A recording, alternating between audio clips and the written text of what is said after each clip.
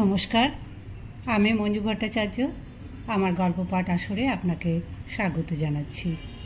পড়ছি সুকুমার রচনা সমগ্র থেকে একটি রচনা, ডাকঘরের কথা। সন্দেশের ধাঁধার উত্তরের চিঠিগুলি সেদিন দেখছিলাম। কেউ 8 মাইল দূর থেকে চিঠি লিখেছে, কেউ লিখেছে 1500 মাইল দূর থেকে, কিন্তু 1 পয়সার পোস্টকার্ডে প্রায় সকলেই লিখেছে। 1 পয়সা খরচে 1500 মাইল চিঠি পাঠানো এ কি কম সস্তা হলো? হঠাৎ মনে হতে পারে, এত কম মাসুলে এত দূর চিঠি পাঠাতে ডাকঘরের বুঝি লোকসান হয়। কিন্তু তারা কি 2-1খানা চিঠি পাঠায়? প্রতিদিন লাখে লাখে চিঠি আর পার্সেল তারা পাঠায়, তাতেই তাদের খরচে পুষিয়ে যায়। ডাকঘরের বন্দোবস্তই বা কী কম আশ্চর্য রকম। তুমি হয়তো কলকাতায় বসে একটা পোস্টকার্ডে চিঠি লিখে ডাকবাক্সে সেটাকে ফেলে দিলে, কিছুক্ষণ পরে ডাকঘরের লোক এসে ডাকবাক্সের চাবি খুলে চিঠিগুলো ডাকঘরে নিয়ে গেল। সেখানে অনেকগুলি লোক মিলে চিঠির ওপরে ডাকঘরে ছাপ মারে, আর এক একটা থলিতে এক একটা রেলে পাঠাবার চিঠিগুলি ভরে ফেলে। যেমন দার্জিলিং মেলে দার্জিলিং, খরসান, জলপাইগুড়ি, রাজশাহী, কুচবিহার এই সব জায়গার চিঠি। পঞ্জাব মেলে বর্ধমান, মধুপুর, পাটনা, বাঁকিপুর, এলাহাবাদ, দিল্লি, লাহোর এই সব জায়গার চিঠি।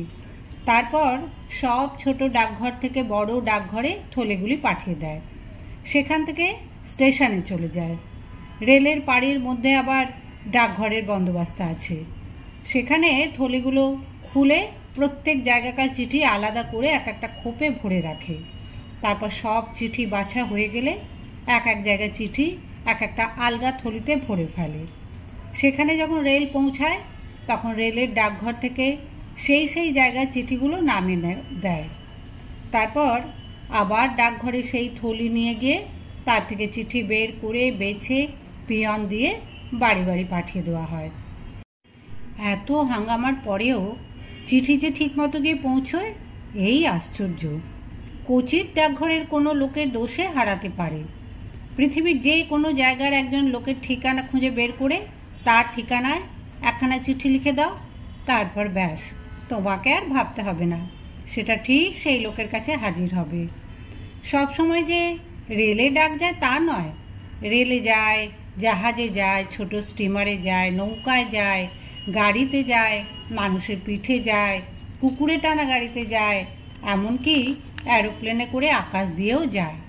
এমন জায়গাও তো আছে যেখানে ডাকঘর নেই, সেখানে ঠিকানাতে চিঠি লিখলে চিঠি ঠিক পৌঁছে যায়।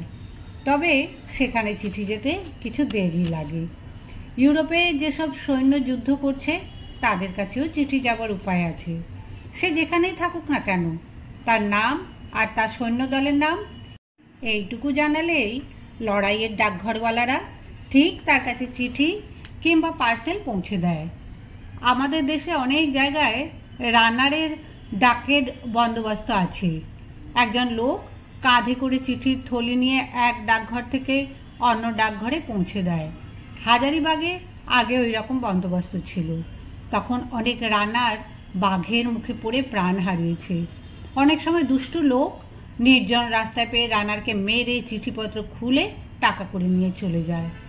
প্রায় 70 বছর আগে কোনো দেশে পোস্টকার্ড অথবা টিকিট ব্যবহারের নিয়ম ছিল না। তখন চিঠিপত্র পাঠাতে অত্যন্ত বেশি খরচ হতো। ইংল্যান্ডের স্যার রোল্যান্ড হিল প্রথমে টিকিট ব্যবহারের প্রস্তাব করেন। সে সময় চিঠির মাসুল এত বেশি ছিল যে গরিব লোকের পক্ষে চিঠি পাওয়া বড় মুশকিলের কথা ছিল। যার কাছে চিঠি যাবে তাকেই মাসুল দিতে হতো, আর অনেক সময় মাসুল দিতে না পারায় অনেক গরিব লোককে দরকারি চিঠিও ফেরত দিতে হতো। লন্ডন থেকে প্রায় 4 মাইল দূরে একটা জায়গায় একটা চিঠি পাঠাতে 1 টাকারও বেশি খরচ হতো। পার্লামেন্ট সভার সভ্যেরা বিনা পয়সায় চিঠি পাঠাতে পারতেন। চিঠির ওপর তার একটা নাম সই থাকলেই হলো। তারা অনেক সময় তাদের বন্ধুদের চিঠির ওপরেও সই করে দিতেন, আর বন্ধুরা সব বিনা পয়সায় চিঠি পাঠাতেন। কেবল চিঠি নয়, অনেক বড় বড় জিনিসও তারা ওই রকম সই করে বিনা পয়সায় পাঠাতেন। গরিব লোকেরই বড় মুশকিল হতো। তারা নিরুপায় হয়ে শেষে নানা রকম ফাঁকি দিতে আরম্ভ করলো।